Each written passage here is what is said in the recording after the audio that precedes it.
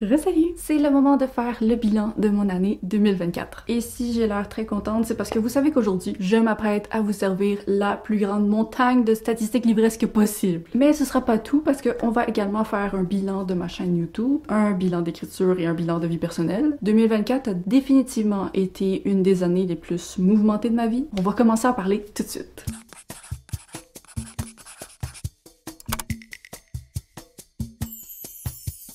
On peut donc commencer avec la première section de cette vidéo qui sera entièrement dédiée à mon bilan stats lecture 2024. Je dirais que cette année a été la plus petite année de lecture que j'ai eue depuis... Je pense que si je regarde sur Goodreads, ça fait 7 ans que j'ai pas aussi peu lu. J'ai quand même lu 100 livres, ok? C'est une très bonne quantité, je suis satisfaite. Mais vous allez voir que même si en 2023 aussi, j'avais terminé l'année avec 100 livres exactement, ben ça reste une plus petite année de lecture en nombre de pages et dans mon cœur, je sais que cette année, il y a eu beaucoup de périodes de temps où j'ai presque pas lu et ensuite, genre, il y a eu un week-end où j'ai lu des centaines de pages, donc ça a compensé, mais cette année, la lecture a pas fait partie autant de ma routine quotidienne que les autres années, puis c'est quelque chose qui m'a fait un peu de peine et que je vais tenter de résoudre l'année prochaine. Donc voilà, j'ai lu 100 livres cette année, ça représente 35 172 pages, mais les 100 livres que j'avais lus l'année dernière représentaient 38 948 pages. Ça équivaut donc à une moyenne de 96 pages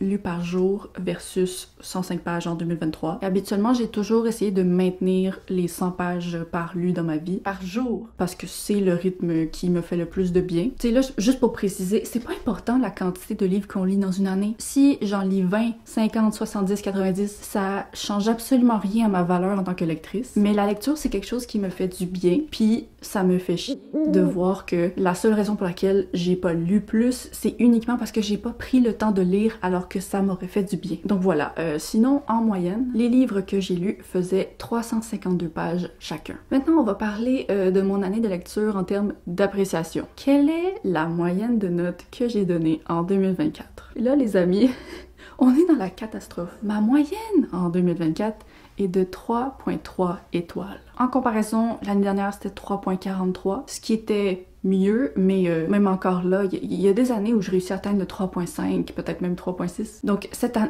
je pensais que j'avais eu une bonne année de lecture, parce que j'ai eu aucune difficulté à remplir mon top 10 à la fin de l'année, j'avais plein de coups de cœur, mais je pense que pour chaque coup de cœur que j'ai réussi à trouver, là, il y a eu des dizaines et des dizaines de déceptions. Mais ça, on va le voir également un peu plus tard dans les stats. Si on regarde maintenant les graphiques des livres lus par mois, cette année, mon plus petit mois de lecture a été septembre avec 5 livres lus. Et c'est pas à cause de la taille des livres, vous allez voir bientôt dans le graphique des pages. Mais donc sinon, le plus grand mois de lecture, ça a été décembre. Mais encore là, c'est même pas vrai. Parce qu'en décembre, j'ai pompé les petits livres comme jamais. Parce que j'étais très près d'atteindre la centaine de livres. Puis ce que j'aime beaucoup de lire 100 livres exactement par année, c'est que quand je fais ma vidéo de stats, ben j'ai pas à présenter les pourcentages et les livres lus parce que le nombre est le même. Si j'ai lu 23 science-fiction, ça veut dire que j'ai lu 23% de science-fiction. Donc c'est peut-être un peu idiot, mais c'est pour ça qu'en décembre, j'étais comme non, là, je veux pas me taper genre plus de montage, de pourcentage, blablabla, juste parce qu'il me manque genre 3 livres. Ah non, j'ai encore fait. Ma mère trouve ça tellement étrange que je fasse 3 comme ça avec mes doigts, là. Bon, alors en moyenne, ça signifie que j'ai lu 8.3 livres par mois. J'aimerais qu'en 2025, ma moyenne remonte à 10. Autrefois, je lisais comme entre 10 et 15. Là, cette année, c'est vraiment... je me suis laissée aller. En même temps, c'est sûr que j'ai eu une année assez mouvementée, comme on va le voir dans mon bilan personnel. Alors, maintenant, si on passe des livres lus aux pages lues par mois, on voit qu'en fait, mon plus grand mois de lecture, c'était avril avec 4181 pages lues. Et le plus petit mois reste évidemment septembre avec 1802 pages lues.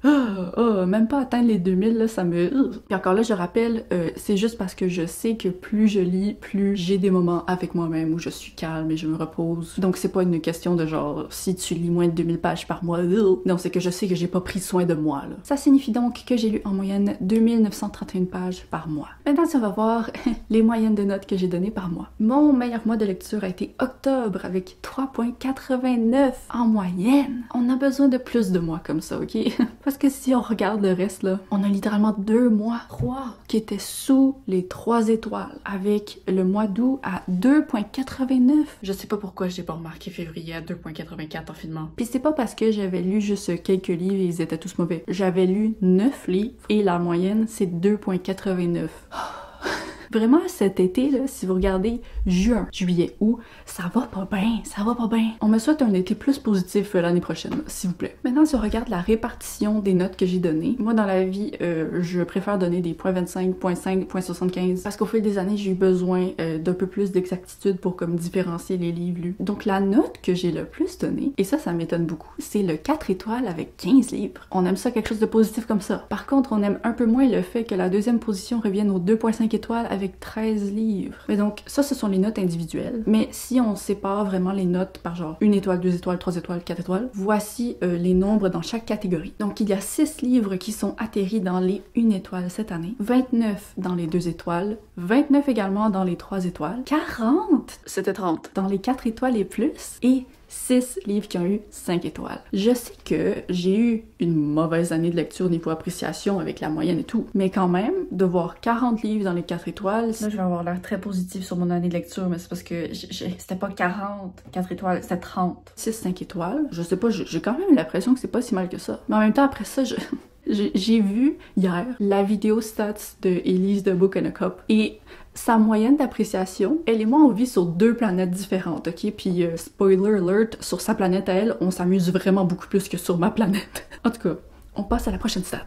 Donc tout à l'heure, je vous ai parlé de la taille moyenne des livres que j'ai lus, mais là on va aller voir exactement les livres faisaient genre quelle tranche de pages exactement. Donc j'ai lu 13 livres qui faisaient plus de 500 pages. C'est quand même une grande diminution de l'année dernière où j'avais lu le même nombre de livres, mais il y en avait 21 qui faisaient plus de 100 pages. 500 pages, 14 livres dans les 400 pages, 37 dans les 300 et une grande augmentation là, des plus petits livres, donc 24 dans les 200, 12 dans les moins de 200. Et les 12 de moins de 200, je pense qu'il y en a 6 que j'ai lus en décembre.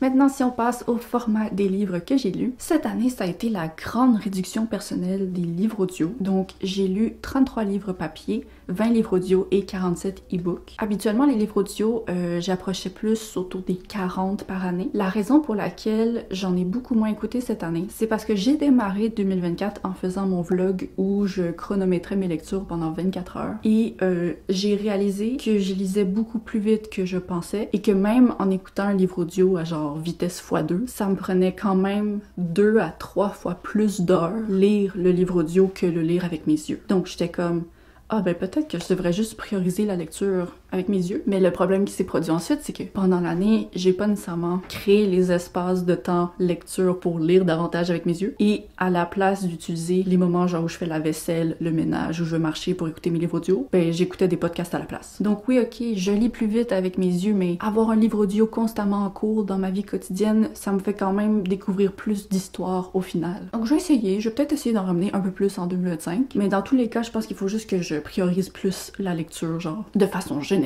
dans ma vie. La source des livres que j'ai lus, je demeure la queen de l'emprunt avec 70% de livres empruntés. Il y en avait 27 que je possédais chez moi à la maison et 3 qui étaient des livres que je possédais, mais c'était des services de presse. J'aimerais bien qu'en 2025, la stat des livres possédés augmente un peu parce que j'ai beaucoup plus de facilité à lire des livres empruntés sur ma liseuse, blablabla. Mais pendant ce temps-là, il y a ma palle là, qui croule en arrière de moi. Et donc, j'aimerais ça, là, faire un peu de ménage là-dedans au lieu de constamment emprunter des livres sur ma liseuse. La prochaine statistique, c'est celle de la langue dans laquelle j'ai lu mes livres. Et pour moi, ça a été un choc. Parce que bon, ok, petit historique. Moi, à chaque année, c'est toujours l'anglais qui est en majorité. Et je rêve qu'un jour, le français redevienne la majorité. Parce que de un, j'ai une chaîne en français. J'aime pas ça parler de livres qui sont pas traduits parce que je sais qu'il y a des gens qui lisent pas en anglais puis ça peut pas les rejoindre. De deux, j'écris mes propres livres en français. Faut que je continue à améliorer mon français. Puisque aussi, de trois, je vis à la maison avec un copain anglophone, on se parle en anglais, donc ma tête est vraiment en anglais, puis je veux juste préserver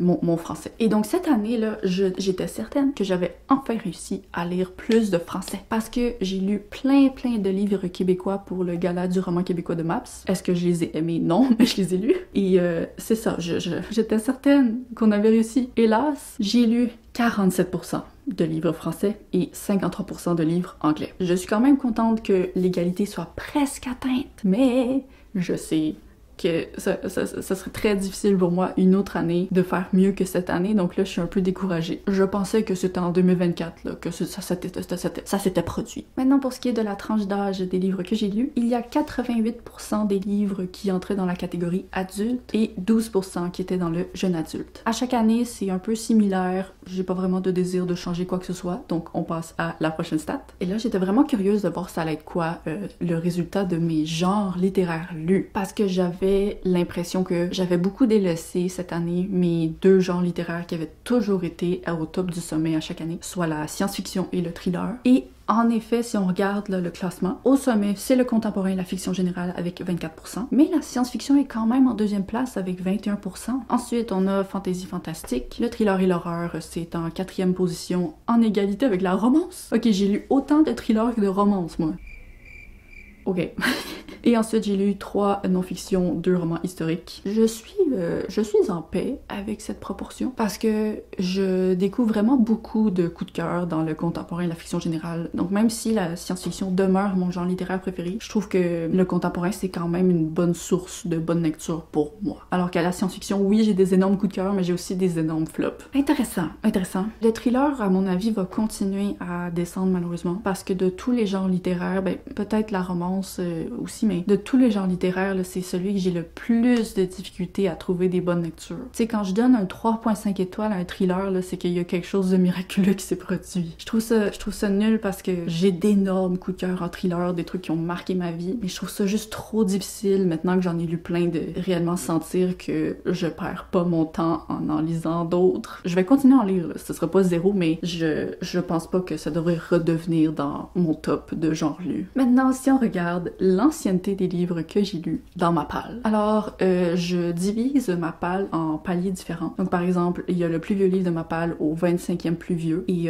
ça monte jusqu'à 100 parce qu'au début de 2024, j'avais plus de 100 livres dans ma palle. Stay tuned pour le nouveau chiffre. Mais cette année, j'ai rajouté la catégorie hors palle. Donc ça, c'est des livres que j'ai juste spontanément genre lus. J'ai trouvé le livre audio, j'ai trouvé le e-book, puis je l'ai commencé directement sans que ça ait été un plan de lecture, sans que ça ait été dans ma palle pendant longtemps. Et aussi, cette année, il y a l'ajout du bocal des membres. Alors, les catégories. Ce que j'ai le plus lu en 2024, ce sont les livres en dehors de ma palle avec 22. Mais sinon, je suis très contente de voir que j'ai lu 20 livres qui faisaient partie des plus vieux de ma palle, qui est en égalité avec 51 à 75. Et j'ai également lu 10 livres de mon bocal. Je me suis rendu compte en faisant le montage que j'avais lu plus de livres du bocal que 10, mais c'était des livres qui étaient déjà dans ma palle quand les gens me les avaient suggérés. Donc, quand j'ai fait le truc, je les ai comptés dans les livres de ma palle et non pas le bocal. Je vise de lire 1 à 2 livres par mois du bocal. Là, c'est sûr que je lis lancé genre plus tard, vers la fin du printemps, le début de l'été, donc c'est normal qu'il y en ait pas un minimum de 12 parce que le bocal a pas existé pendant 12 mois. Mais l'année prochaine, j'aimerais bien que le nombre soit de comme 15-20 à voir. Parlant du bocal des membres, une nouvelle stat que j'ai pu ajouter à ma vidéo grâce à cet ajout littéraire de ma vie, ben c'est ma moyenne d'appréciation des livres que j'ai piochés dans le bocal. Et donc, je suis un peu triste de dire que si je suis pas très bonne pour me choisir des lectures avec 3.3 en moyenne d'étoiles, ben mes membres le sont pas non plus parce que j'ai donné en moyenne 3.12 étoiles aux livres que j'ai piochés là-dedans. Bon. Ben écoutez, si jamais vous devenez une petite lune, vous me suggérez un livre, je le lis puis je l'aime pas trop, sentez-vous pas mal parce que je suis juste difficile dans la vie. J'aimerais ça aimer tout, c'est pas ça qui se passe, donc dites-vous au moins vous êtes pas seul, ok? On a tous de la difficulté à faire en sorte que cette personne-là aime ce qu'elle lit. La prochaine stat, c'est une nouveauté cette année et c'est celle des auteuristes que j'ai lus. Est-ce que je les avais déjà lus avant 2024 ou c'était la première fois que je les découvrais? Je savais pas du tout à quoi cette statistique allait ressembler parce que j'ai l'impression que je lis beaucoup des deux catégories et c'est un peu ce que le résultat a prouvé parce que j'ai lu 54% de nouvelles découvertes et 46 auteurs que je connaissais déjà. Mais maintenant, si on regarde la moyenne de notes que j'ai donnée aux nouveaux auteurs versus ceux que je connaissais, j'étais certaine qu'il allait peut-être y avoir genre un contraste incroyable qui allait être révolutionnaire pour ma perception de mes choix de lecture. Mais ok, j'ai donné 3.29 étoiles en moyenne aux personnes que j'avais jamais lues et 3.30 étoiles aux personnes que je connaissais déjà. C'est la même chose. J'en reviens pas. J'en reviens pas, c'est la même chose. Donc, je pense que je peux en conclure que je peux continuer exactement comme je le fais. Il n'y a pas de direction plus positive qu'une autre. Pour ce qui est maintenant de la statistique des sagas lues. En 2024, j'ai lu 71% de livres qui ne faisaient pas partie de sagas, c'était des one-shots. Et donc, 29 livres de sagas. Mais maintenant, si on va vérifier ces livres de sagas, est-ce que c'était des premiers tomes ou des suites? Eh bien, j'ai lu 21 premiers tomes versus 8 suites de sagas. Mais écoutez, moi là, je me suis libérée de mon obligation personnelle de continuer des sagas. Ma nouvelle mentalité, c'est que je m'en fous et que je continue uniquement les sagas que vraiment, genre dans mon cœur, j'ai vraiment envie de les continuer. Au-delà de juste être une obligation de comme, ah ben j'ai bien aimé le premier, je veux pas nécessairement manquer les trucs qui pourraient potentiellement être bien dans la suite. Non, non. Là maintenant, là, quand je continue une saga, là, c'est parce que mon cœur me le demande. Donc c'est ça. On s'en reparle plus tard. Il y a une vidéo qui va sortir dans quelques mois où je vous parle des suites de sagas que j'ai continuées en 2024. La prochaine statistique, c'est les années de publication des romans que j'ai lus. Et cette année, je suis surprise d'avoir lu beaucoup de sorties récentes, donc de 2023 à 2024. J'en ai lu 29. En même temps, je suis pas si surprise que ça parce que l'année dernière, c'était la même chose. J'en avais lu 29 pour 2022 à 2023. Sinon, évidemment, majoritairement 2011-2022 avec 54%. Et il y a 11 livres que j'ai lus qui dataient d'avant les années 2000. Tout me va. J'ai pas besoin de changer quoi que ce soit à cette stat. Pour ce qui est maintenant des pays de publication des romans, cette stat est toujours genre un cauchemar. À chaque année, je change un peu ce que je fais. Là, tout simplement, je vous mets le top 9 des pays dont j'ai lu des livres. Ok, bon, je sépare Québec et Canada, même si le Québec est pas un pays. Je sais que je fais de la peine à des séparatistes en ce moment, mais pour l'instant, le Québec n'est pas un pays. Mais je le traite comme ça dans mes stats parce que le Québec et le Canada, c'est pas la même chose. Si tu parles d'un auteur québécois versus un auteur canadien, ils parlent même pas la même langue. D'ailleurs, petit message à toutes les personnes qui disent que je suis une booktubeuse canadienne. Le Canada et le Québec sont tellement des choses genre culturellement différentes que tu sais, c'est mieux de juste dire que je suis une chaîne québécoise parce que si tu dis chaîne canadienne, la personne va peut-être s'attendre à quelqu'un qui est genre « Hey bud, here's what I read this month ». Donc, le pays dont j'ai le plus lu de livres, évidemment, les États-Unis, 52%, mais j'ai lu 11 livres québécois. T'as vu ça, Maps? J'ai lu 11 livres québécois. Et j'en ai genre abandonné 9. Sinon, la France, l'Angleterre, le Canada, la Suède, l'Australie, le Nigeria, la Russie, ce sont tous les pays dont j'ai lu plus d'un livre. Mais sinon, j'ai aussi noté les pays dont j'avais seulement lu un livre. Donc, je vous les mets à l'écran. Corée du Sud, Algérie, Italie, Turquie, Japon, Égypte, Belgique. On a quand même voyagé un petit peu, ok? Oui, les États-Unis absorbent tout, mais on a quand même voyagé. Oh my gosh, on est la dernière stat. La dernière stat, c'est la révélation. Combien de livres il reste dans ma palle? Ok. À la fin de 2023, donc le 1er janvier 2024, il y avait 108 livres dans ma palle. Mon objectif pour l'année, c'était d'atteindre les 60 livres et j'ai terminé 2024 avec 61 livres dans ma palle. Mais le truc, c'est que à la fin de l'année, vraiment genre dans la dernière semaine de l'année, j'ai reçu 2 services de presse non sollicités qui ont fait en sorte que je suis passée de 59 livres à 61. C'est pas de ma faute. C'est pas de ma faute. On est d'accord. On est d'accord que j'ai réussi mon objectif. Donc, pour 2025, j'ai décidé de me mettre un objectif différent. Ma relation avec ma palle est un peu en train de changer. Puis maintenant que je suis passée de 236 livres dans ma palle à 60. Je réalise que je suis pas le type de lectrice qui a besoin d'une palle à 0 livre dans sa vie. Moi, il y a beaucoup de concepts de vidéos que je fais qui ont besoin d'avoir beaucoup de livres dans ma palle. Donc, je me dis qu'en général, dans ma vie, je veux tout le temps que ma palle est en dessous de 100 livres. Mais le chiffre exact après ça, ça m'importe pas tant que ça. Ce qui m'importe, c'est les vieux livres qui restent dans ma palle à travers toutes les années. Donc, mon objectif, c'est qu'en 2025, je veux avoir lu 30 des 61 livres qui sont dans ma palle en ce moment. C'est pas grave si j'en ajoute 40, 50, mais il faut que quand je regarde ma liste de ma palle à l'état du 1er janvier, il faut que la moitié de ces titres-là aient disparu le 31 décembre 2025. Donc, au fil de l'année, je vais continuer à faire le suivi de combien de livres il y a au total, blablabla. Mais vraiment, le truc important pour moi, c'est d'arrêter de traîner ces vieux titres-là. voilà. Et si jamais vous êtes curieux de suivre cette progression mensuelle de mes stats, ben ça fait presque un an que je poste à chaque mois une vidéo exclusive pour mes membres Petite Lune. C'est le bilan, les statistiques de lecture de mon mois. Il y a aussi le bilan YouTube, il y a le bilan personnel. Bref, si cette vidéo aujourd'hui vous plaît, ben sachez que j'en poste comme une petite version à chaque mois littéralement. Donc voilà, si ça vous intéresse, c'est mon instant pub, vous savez où aller trouver ce contenu. Donc justement, parlant de vidéos exclusives, blablabla, on va passer au bilan 2024 de ma chaîne Booktube. 2024, définitivement, l'année la plus marquante pour ma chaîne jusqu'à présent. Habituellement, à chaque année, je faisais ce bilan puis je gagnais environ 1000 abonnés par année. Je trouvais que c'était un cool rythme, c'était comme mon nombre d'abonnés affichait un peu le nombre d'années que j'avais vécu sur YouTube. Mais là, cette année, le 1er janvier 2024, j'avais 3308 abonnés et le 31 décembre 2024, j'en étais à 7275. Ça, c'est une augmentation de presque 4000 personnes en un an. C'est fou! Puis je dirais que cette augmentation, c'est principalement grâce aux 3 vlogs que j'ai postés dans la première moitié de l'année et qui sont devenus mes vidéos les plus regardées à vie. Donc le vlog où j'ai lu Captive, le vlog où j'ai testé les meilleurs livres de Booktube de 2023. C'est d'ailleurs une vidéo que je vais refaire cette année dans quelques mois. Et mon vlog chrono 24 heures qui m'a fait souffrir, mais heureusement vous l'avez apprécié. Puis pour moi, ça a tellement été une belle validation parce que jusqu'à présent, les vlogs, ça avait toujours été le contenu que j'aimais le plus faire et que je voulais le plus faire dans ma chaîne. Mais oui, ok, c'était apprécié par les gens qui me suivaient, mais c'était pas ce qui me faisait découvrir par des gens, c'était pas ce qui avait le plus de vues. Mes nouveaux abonnés, ils arrivaient vraiment de mes vidéos genre des piles à lire ou des points lecture. C'est correct, c'est du contenu que j'aime faire, ça va. Mais là, de voir que mon contenu préféré à faire, c'est devenu le contenu préféré des gens qui me suivent, ben, on dirait que ça a vraiment renforcé comme mon sentiment de liberté créative. C'est ça que j'aime faire, c'est ça que vous aimez regarder, tout va bien.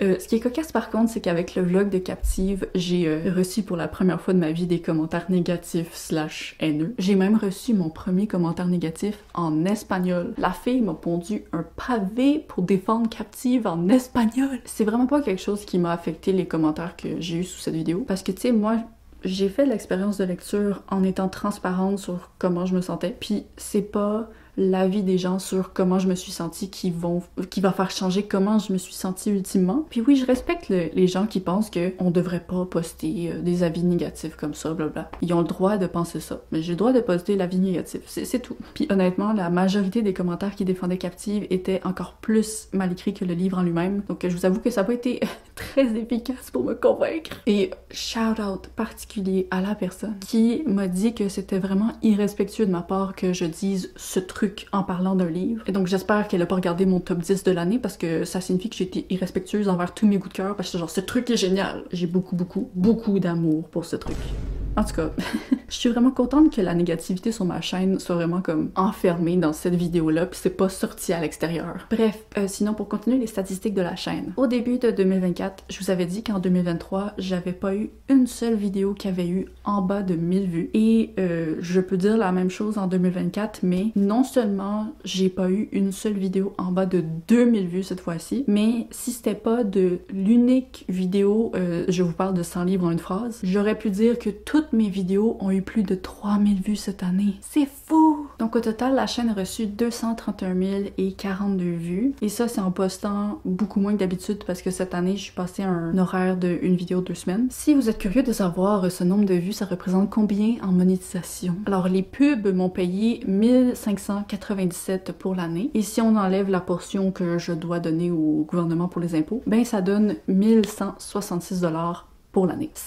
Honnêtement, c'est déjà vraiment beaucoup plus que ce que je pensais pouvoir un jour gagner sur ma chaîne. Je suis contente d'avoir pu totalement rembourser ce que j'avais investi en matériel de vidéo. Mais tu sais, on s'entend que avec ce montant-là annuel, je pourrais même pas couvrir mes dépenses de base, loyer, internet, eau chaude pendant un mois. Donc voilà, c'est vraiment genre un bonus qui est très apprécié, surtout vu ma situation en ce moment. Mais on est quand même loin d'une rémunération adéquate pour le nombre d'heures que j'investis dans ma chaîne chaque semaine. Mais tu sais, on s'entend que même s'il y avait aucune rémunération possible avec YouTube, ben je continuerais à le faire de la même façon parce que je me suis lancée sur ma chaîne sans penser qu'un jour ça allait me payer. Donc tu sais, oui, ce serait cool d'être payé pour les heures de travail, mais en même temps, c'est pas pour ça que je le fais là. Par contre, quelque chose qui a permis de doubler mes revenus cette année sur YouTube, YouTube, ça a été le lancement de ma communauté exclusive. C'est quelque chose que j'ai souhaité faire parce que j'avais l'idée de me faire des petits bilans mensuels où je regardais, tu sais, mes lectures, comment ça avait été, ma vie personnelle, blablabla. Puis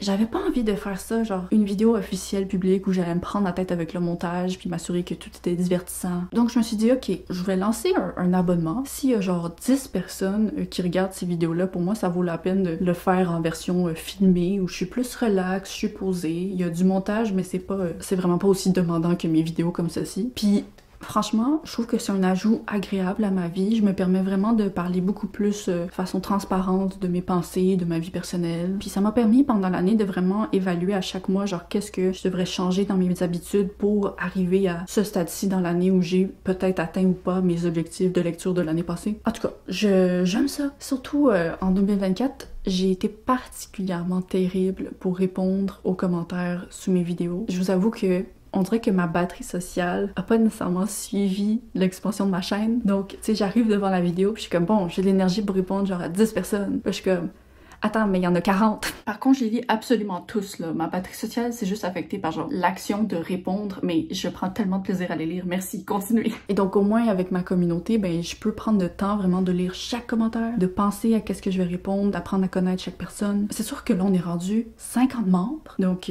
c'est pas une mini-communauté, genre, moi, je me trouve très bien entourée, mais pour 2025, j'ai pas nécessairement l'objectif de faire grandir cette communauté-là. Je veux juste continuer à faire ce que je fais, parce que je trouve que c'est plaisant, puis les personnes qui sont dans la communauté ont l'air d'apprécier ça. N'hésitez pas à nous rejoindre quand même si ça vous intéresse, là, mais je me mets pas de pression pour quoi que ce soit pour ça. Pour 2025, j'aimerais vraiment continuer à faire mes vlogs lecture avec des concepts amusants. J'aimerais peut-être reprendre les vlogs productifs également. J'attends que ma vie se soit un peu plus concrétisée professionnellement, puis que j'ai réellement comme une routine. Mais sinon, je compte aussi conserver le rythme d'une vidéo 2 semaines, parce que ça m'a vraiment permis cette année de poster uniquement des vidéos que j'avais à 100 000% envie de faire. Il y avait plus le concept de genre, ah, je dois me trouver une vidéo pour combler le trou ici. Tu sais, je considère que j'ai toujours vraiment fait attention de poster du contenu de qualité, peu importe. Mais c'est cool de plus être dans cette mentalité de comme, ok, il faut que je me trouve quelque chose à faire. Puis le temps entre les vidéos, ça fait que je peux vraiment plus me dédier au montage. Là, c'est sûr que de janvier jusqu'à la mi-février, je poste une vidéo par semaine, puis je suis déjà fatiguée. Mais c'est ça, je trouve qu'en général, ce rythme-là, c'est vraiment ce qui est le mieux pour la qualité de mon contenu, puis l'amusement que je peux avoir à genre peaufiner le montage comme je veux parce que j'ai plus de temps. Donc en résumé, 2024, ça a été l'année pour moi où j'ai eu l'impression de trouver mon identité et ma routine en tant que booktubers. Je sais ce que je veux faire, je sais que les gens apprécient ce que je fais, je sais comment le faire. Mon objectif, c'est juste de continuer comme je le fais. Puis je vous remercie vraiment d'être là dans cette aventure. Là, c'est le temps du minuscule bilan Instagram que j'ai à vous faire. Et c'est un peu fou parce que cette année, je suis passée de 1282 abonnés à 1876, ce qui est une augmentation de 594 nouvelles personnes. Et ce, en postant, j'ai posté 2 posts et 3 réels. J'ai jamais été la plus active sur Instagram, mais cette année, là, je suis vraiment disparue, puis c'est drôle parce que c'est uniquement genre à travers mes vidéos que les gens sont allés me suivre sur Instagram. J'ai rien fait sur Instagram. Mais en tout cas, si c'est pas fait, je vous invite vraiment à me suivre là-bas parce que c'est là que vous avez l'opportunité de participer à certains concepts de vidéos quand je poste une story, puis c'est comme j'ai besoin de votre aide, de vos recommandations. Donc voilà.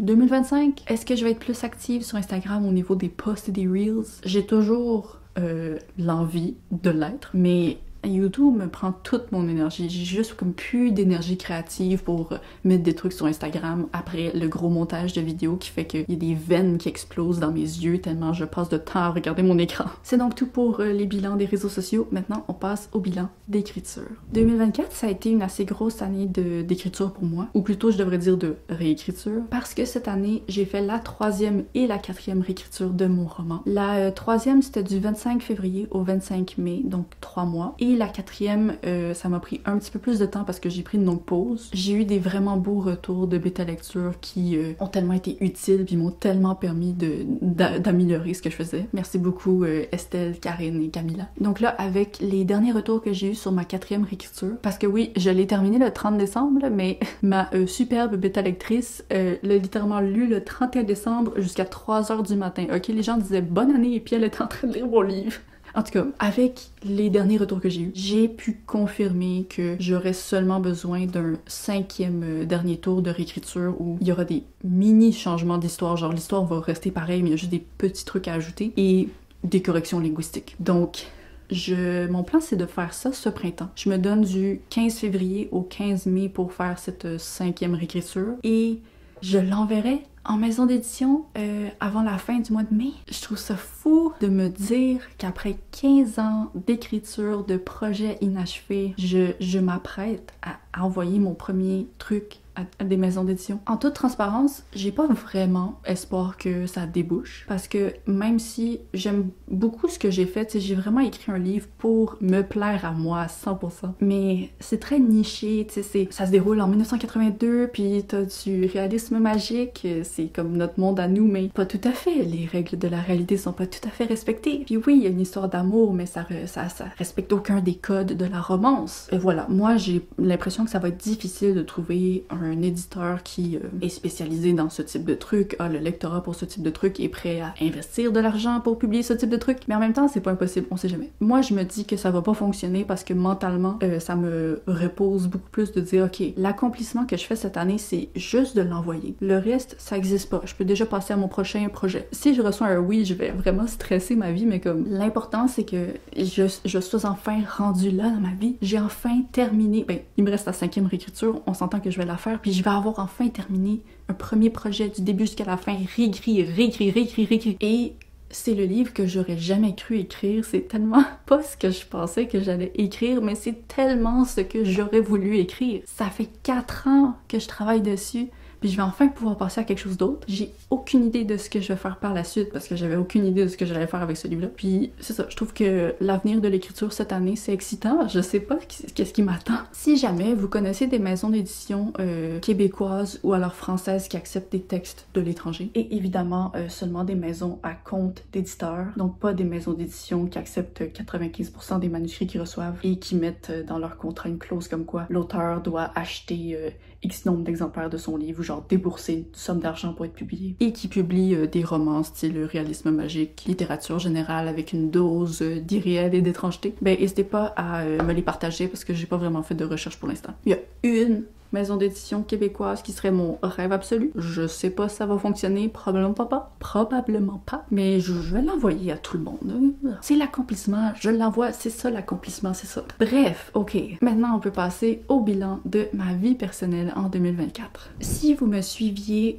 à la fin de 2023, donc début 2024, vous m'avez sûrement vu dire que 2024 était l'année qui m'effrayait le plus au monde, parce que je savais à l'avance que j'allais perdre mon emploi et mon appartement en même temps. Et je suis travailleuse autonome, donc quand je dis mon emploi, c'est un contrat que j'avais à long terme. Et donc, j'avais droit à aucun chômage là, après la perte de l'emploi. Et évidemment, trouver un appartement de nos jours à Montréal, c'est l'enfer. Et donc, la première moitié de l'année, ça a été assez dur à traverser à cause de toute cette incertitude. Dans ma tête, la Mamaki qui allait exister après l'été n'existait pas. C'était juste comme le noir absolu dans ma tête. Je pouvais pas visualiser le futur d'une quelconque façon, puis c'était très difficile pour moi. J'aimerais ça ajouter quelque chose là-dessus qui est vraiment pas nécessaire à la vidéo, mais je tiens quand même à le mettre. Puis c'est que, tu sais, quand je dis dans ma tête, la Mamaki du futur n'existait pas, ben on s'entend que peu importe si j'avais gardé mon emploi, mon appartement, on peut jamais savoir si on va exister dans le futur, si on va vivre dans ce futur, ou même de quelle façon on va vivre. Tu sais, c'est pas parce que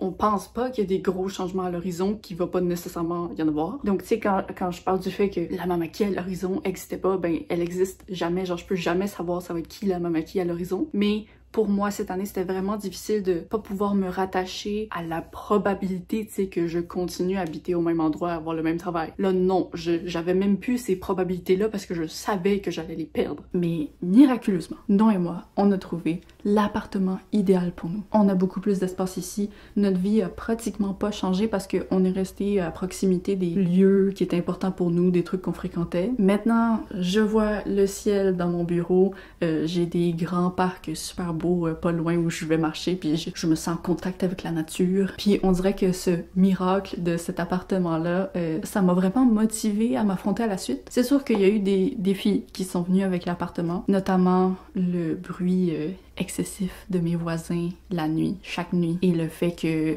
s'ils parlent en dessous de moi, genre j'entends chaque mot qu'ils disent tellement notre plancher là, est genre ça d'épais. Tu entends tout. Tout. D'ailleurs, voici un extrait de moi qui filmait ma vidéo de pâle pendant que ça parlait en dessous.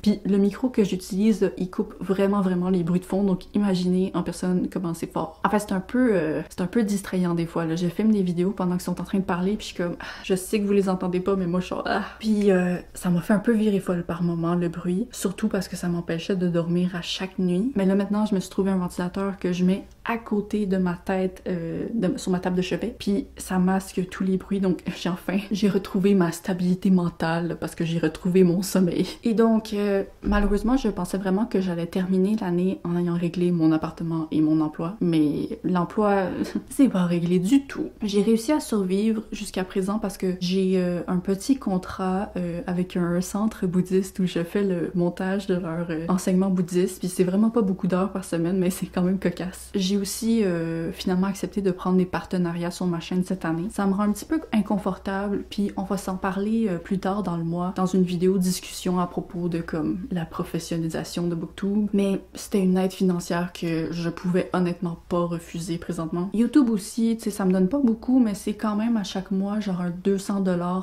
en moins sur mon loyer que je dois payer. J'ai quelques petits contrats de comptabilité par-ci par-là, et je réussis aussi à survivre parce que Noah, très généreusement, à chaque fois qu'on va faire le marché, il paye pour la facture entière sans qu'on sépare genre ma nourriture puis la sienne. Puis on s'entend que Noah et moi, on peut pas du tout manger la même chose parce que j'ai 10 000 intolérances alimentaires, donc ça, il paye vraiment pour ma nourriture. J'ai plus de batterie. Je suis de retour et il y a mon voisin qui est en train de souffler sa neige, donc on met vraiment au test mon micro qui coupe les sons. Donc j'allais dire que j'ai réussi à terminer 2024 sans genre complètement m'endetter. Avec les petits trucs par-ci par-là, j'ai pu vraiment genre couvrir mon loyer, quelques dépenses, puis j'ai perdu mes économies, mais je survis. Puis je trouve ça vraiment dommage de pas encore avoir réglé là, cette grande question de l'emploi parce que je pensais réellement que j'avais réussi en octobre quand j'avais trouvé un emploi dans un cabinet comptable qui était à 30 secondes de chez moi. Ça avait l'air le truc le plus parfait au monde, mais malheureusement j'ai travaillé là 2 jours, puis j'ai vécu des aventures rocambolesques.